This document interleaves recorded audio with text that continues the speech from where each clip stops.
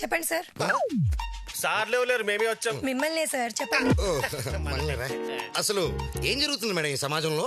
పుస్తకాలు మోసే వయసులో పెళ్లి చేసుకుని పిల్లలు మోయమంటే ఈ సమాజం చూస్తూ ఊరుకుంటుందేమో గానీ మా విఐపి సంఘం చూస్తూ ఊరుకోదు మేడం. 18 ఏళ్ళు దాటితే గానీ పెళ్లి చేయకూడదని మీ చట్టం చెబుతుంది.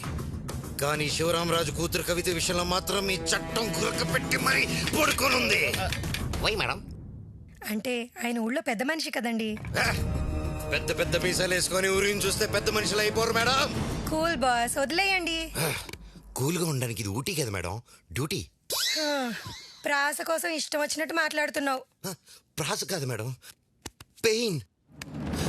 ఆడపిల్లకి 16 ఏళ్ళు రాగానే అక్కడికి వెళ్ళకు, ఇక్కడికి వెళ్ళకు, వాడితో మాట్లాడుకు, వీడితో మాట్లాడుకు, తల దించుకో, తల ఎత్తకు, వంట నేర్చుకో, ముక్కు పెట్టు, రోజు దేవుడికి దండం పెట్టు, 6 దాటితే గడప దాటకూడదు, 9 దాటితే సీరియల్ చూడకూడదు, ఎవరితో సెల్ ఫోన్ ఎక్కువసేపు మాట్లాడకూడదు, ఫేస్బుక్ లో ఫేస్ పెట్టకూడదు, 17 ఏళ్ళకే పెళ్లి చేసిన తల్లిదండ్రుల మాట జవదాటకూడదు, ఎదిరించి చెప్పకూడదు.